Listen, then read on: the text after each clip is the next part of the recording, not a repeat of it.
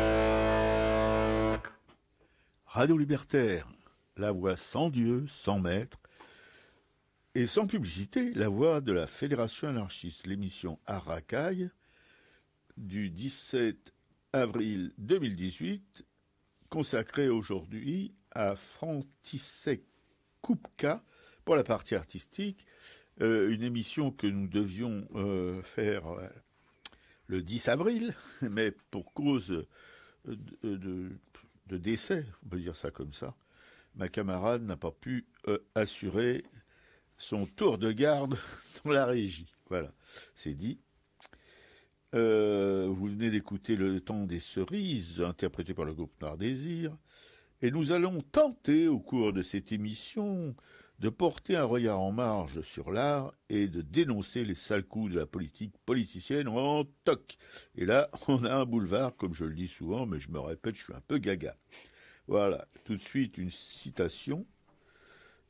Une semaine après le massacre de Sabra et de Shatila, le magazine Newsweek décida que le fait le plus important des 7 jours écoulés était la mort de la princesse Grace de Monaco. Voilà. C'est sur les matins de Jenin de Suzanne Aboulawa. Oui, bonjour tout le monde. Moi, je rappelle le numéro du studio pour nous joindre pendant les pauses musicales. Le 01 43 71 89 40.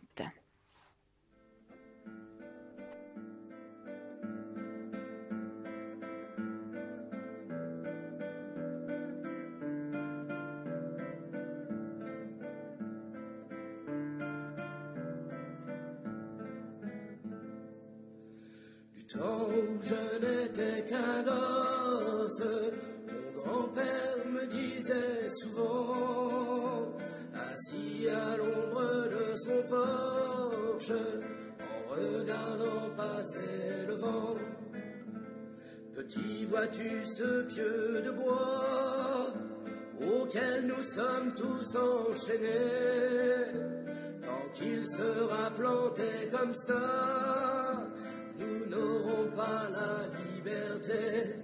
Mais si nous tirons tous, il tombera. Ça ne peut pas durer comme ça. Il faut qu'il tombe, tombe, tombe. Vois-tu comme il penche déjà?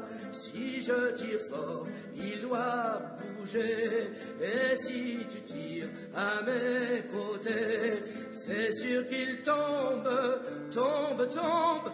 Et nous aurons la liberté. Petit, ça fait déjà longtemps que je m'y écorche les mains. Et je me dis de temps en temps que je me suis battu pour rien.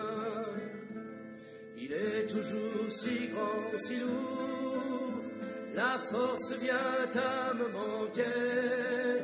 Je me demande si un jour nous aurons bien la liberté. Mais si nous tirons tous, il tombera. Ça ne peut pas durer comme ça. Il faut qu'il tombe, tombe, tombe. Vois-tu comme il penche déjà? Si je tire fort, il doit bouger. Et si tu tires à mes côtés, c'est sûr qu'il tombe, tombe, tombe. Et nous aurons la liberté. Puis mon grand-père s'en est allé, un vent mauvais l'a emporté, et je reste seul sous le porche, à regarder jouer d'autres gosses, dansant autour du vieux pieu noir, où tant de mains se sont usées, qui chantent des chansons d'espoir, qui parlent de la liberté. Oh, si nous tirons tous, il tombera. Ça ne peut pas durer comme ça. Il faut qu'il tombe, tombe, tombe. Vois-tu comme il pense déjà? Si je tire fort, il doit bouger. Et si tu tires à mes côtés, c'est sûr qu'il tombe, tombe, tombe. Et nous aurons la liberté. La, la, la, la, la, la, la, la, la, la,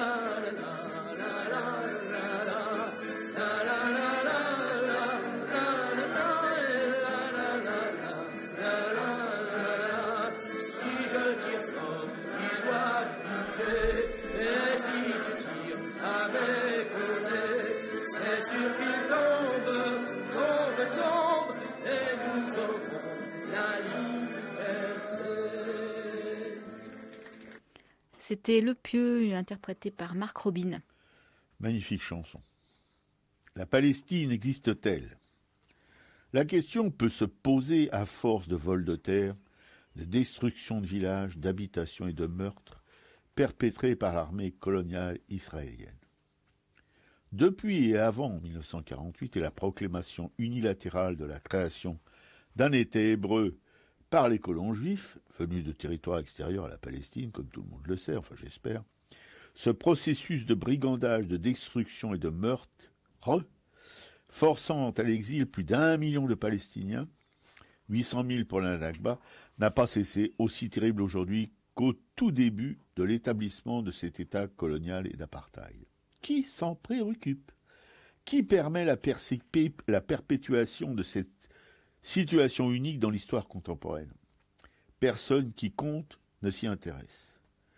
Et les États-Unis, l'Europe et d'autres bloquent les résolutions de l'ONU sur le sujet ou s'abstiennent, ce qui revient peu de choses près au même résultat.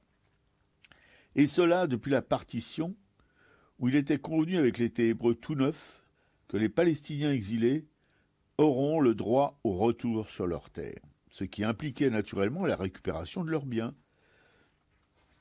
L'État colonial balbutiant a accepté et signé cette résolution qui était la condition sine qua non d'un accord pour la création de l'État israélien, qui n'a pas été respecté par la partie israélienne et que l'ONU a été impuissante à imposer grâce ou à cause du veto permanent des États-Unis, tout ce qui pourrait contraindre les occupants du territoire palestinien à s'y conforter.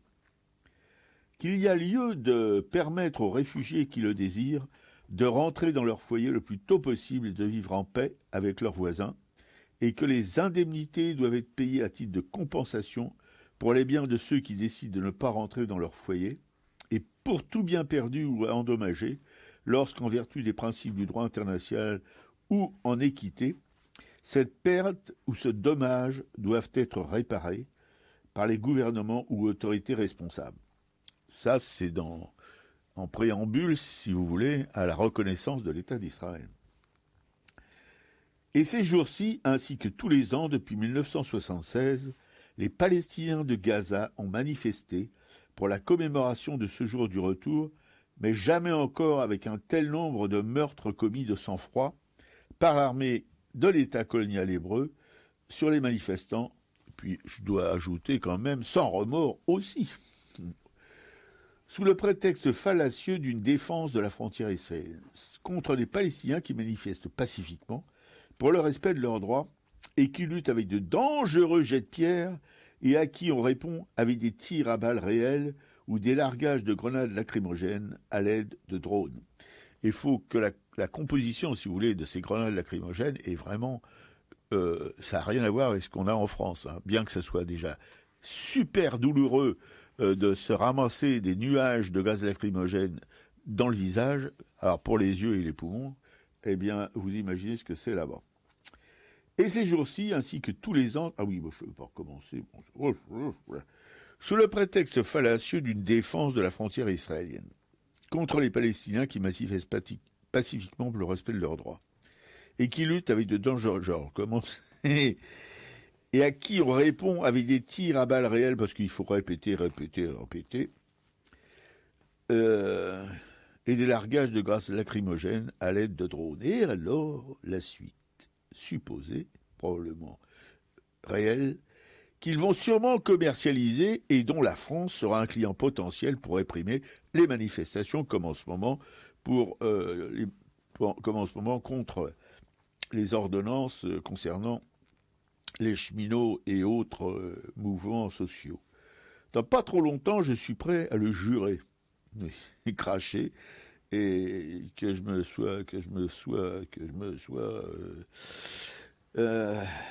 parjuré, je ne crois pas. La France est un bon client des innovations matérielles pour la répression des masses en lutte, car on sait bien que les Palestiniens, outre le fait colonial, sont utilisés pour l'expérimentation d'armes et de techniques du maintien de l'ordre, musclées et même mortelles, en cours ces jours-ci à Gaza, et cela depuis 70 ans pour l'ensemble de la Palestine occupée. Légalement, la question peut être posée. Pour une colonie, la dernière existante sur cette planète, dont les tenants israéliens n'ont jamais respecté les accords qui ont prévalu à la création de leur État, par les Nations Unies, qui devraient donc légitimement s'avérer caduques, comme tous les accords dont les termes ne sont pas respectés. Vous suivez jusque-là? Oui. Malgré mes bafouillis qui parsèment la lecture de ce texte. La logique le voudrait, mais sans illusion sur une telle éventualité, l'inconscience internationale veille. Et l'indifférence remporte cette veille. Il ne faut pas se laisser coloniser en paix, se laisser dépouiller et massacrer en paix.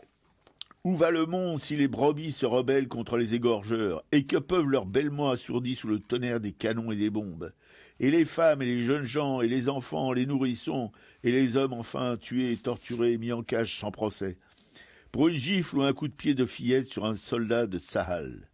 Jugés par un tribunal militaire, les Palestiniens n'ont pas le privilège d'être jugés par des tribunaux civils, seulement réservés aux Israéliens.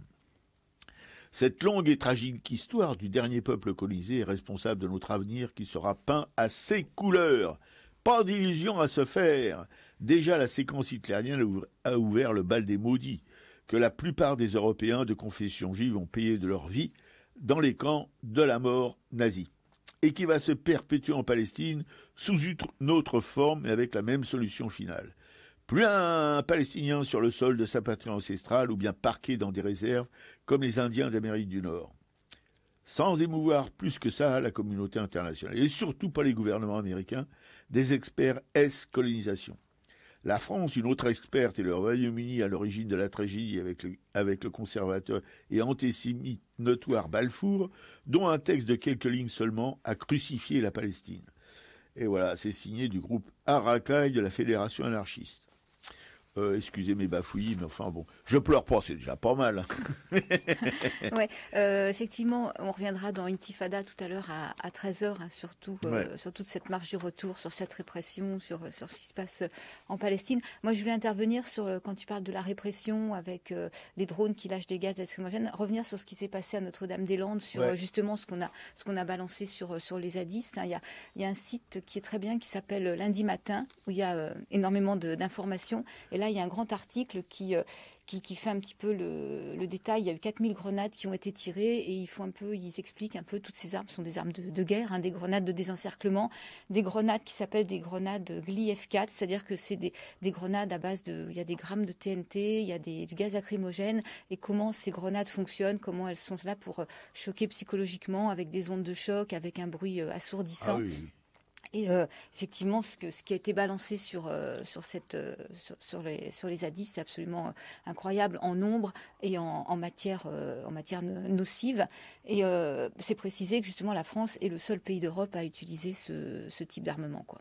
Ouais, comme Israël est le seul pays du Moyen-Orient, parce qu'on peut reprocher à toutes ces dictatures arabes du Moyen-Orient de l'Arabie Saoudite jusqu'à la Turquie, qui est pas un pays arabe, qui est un pays turc avec une langue qui n'est pas du tout l'arabe, mais enfin qui a aussi des méthodes pour éliminer les Kurdes qui sont pas tristes, c'est le moins qu'on puisse dire. Voilà. Donc oui, ma camarade a bien fait de rappeler tout ça. Voilà, et le courage, il faut souligner aussi le courage de ces zadistes qui devaient être expulsés dans les 2-3 jours qui suivaient le commencement des opérations, qui sont toujours là, et de plus en plus nombreux. Voilà, ils étaient 300, maintenant ils sont plus de 1000 sur la ZAD. Beaucoup plus. Oui, non, mais qui sont en permanence sur la ZAD.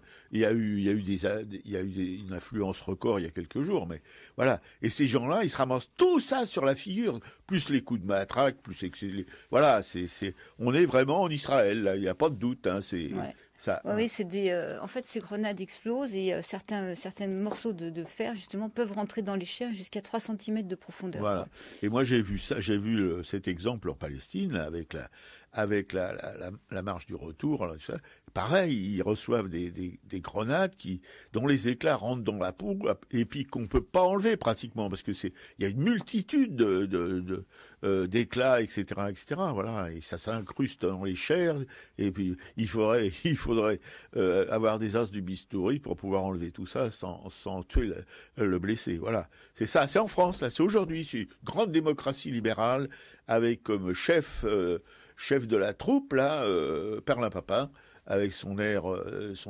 malin et sa vue basse, voilà, qui bénit tout ça, on peut dire ça comme ça, depuis que il a fait son aveu à un évêque, je sais plus, c'est pas important que ce soit lequel, c'est un évêque, que la France devait respecter un peu plus la religion qui est indispensable à ce pays, quoi. Non, mais vous y croyez, à vous? Bah, moi, j'y crois toujours pas. Ouais, qui monopolise 3 heures d'antenne pour un interview. Enfin, bon, 3 heures d'antenne pour rien dire. C'est le roi soleil, quoi. Ouais, c'est vraiment terrible, quoi. Alors moi, sur mon presse-papier, je voulais revenir. D'abord, j'ai une citation.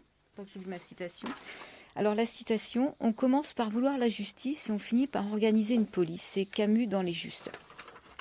Alors mon presse-papier, j'étais revenue sur ce qui s'était passé le 22 mars, quand il y a eu cette grande manif, ce qui s'était passé dans la fac de Montpellier.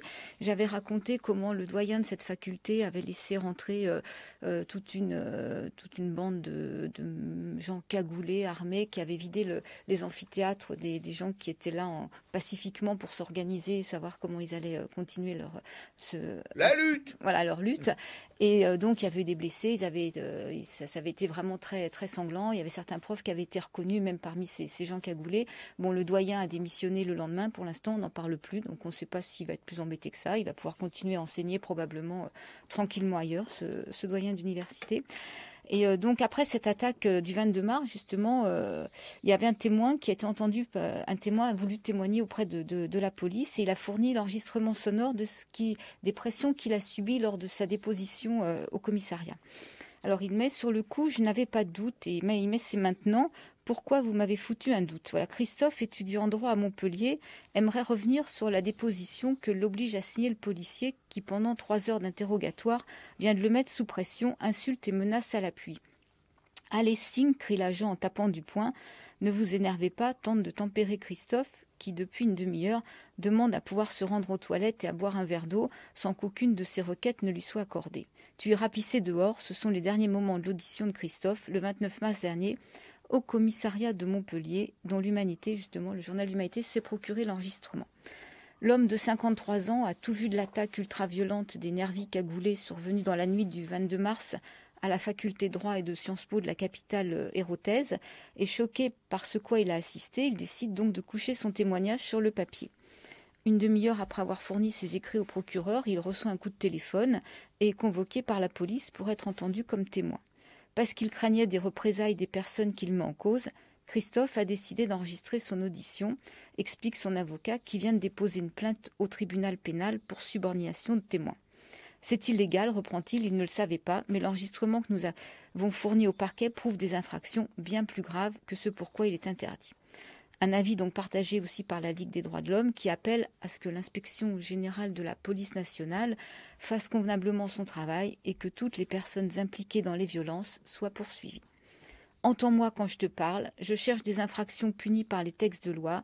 Rentrer dans un amphithéâtre, c'est pas puni. Avec des gants, qu'ils soient noirs ou marrons, c'est pas puni, insiste durement le policier lorsque Christophe évoque l'arrivée de Jean-Luc Coronel de Boissezon, un professeur de cette UFR chargé de travaux dirigés, de François Viala, ganté et à visage découvert, suivi d'une dizaine d'hommes cagoulés. Ils étaient tout contents comme à la chasse, rétorque Christophe. Et alors, c'est interdit la chasse ? Tu me casses les couilles, là, ce fonctionnaire. Tocard, tu divagues, t'es con ou quoi dans ta tête ? Tu as fait 10 pages de merde où tu chies sur l'ensemble de l'université française. Poursuit pendant près d'une demi-heure notre poète, allant jusqu'à railler le handicap dont souffre Christophe comme son surpoids. L'homme qui suit une licence de droit et un master 1 en droit de l'urbanisme dans l'établissement commence à douter lui-même de ce qu'il a vu ce soir-là. Par moments, l'atmosphère semble s'apaiser, le policier allume une cigarette et explique à Christophe qu'il recherche la vérité, qu'il veut pouvoir regarder ses enfants dans les yeux le soir en rentrant du boulot et ne pas risquer de mettre des innocents en prison.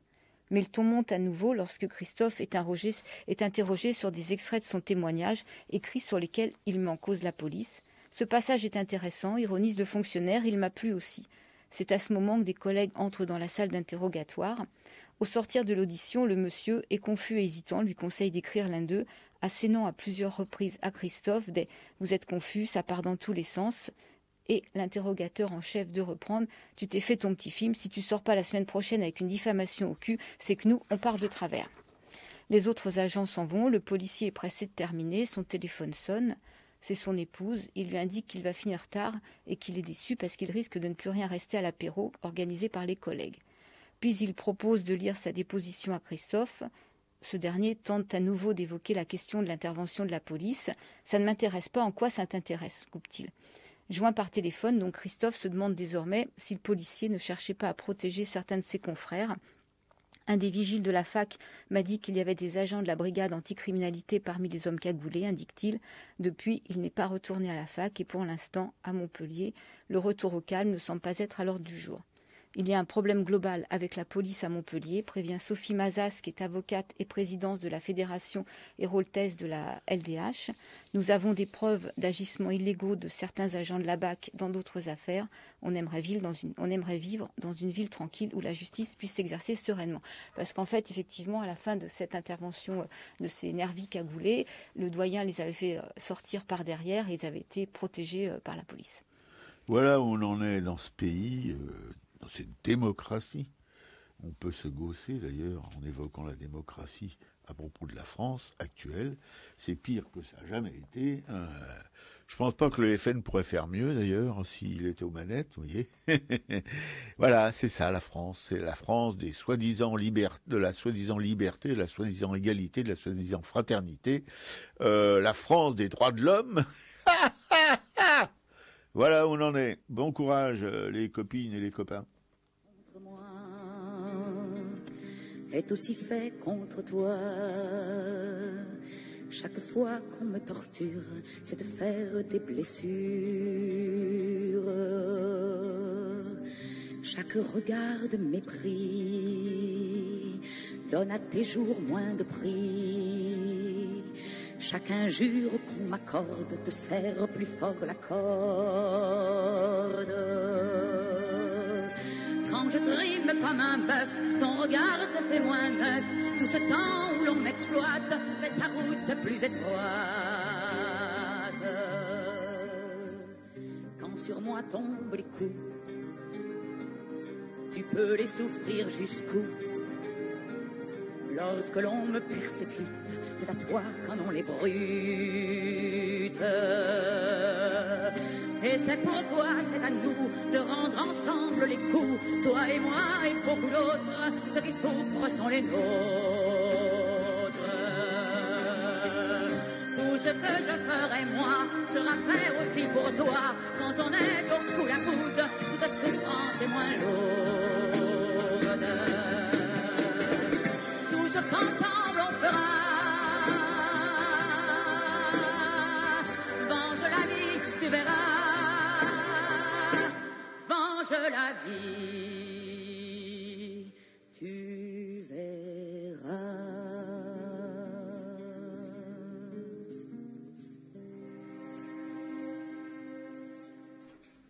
C'était Venger la vie, Francesca Solleville.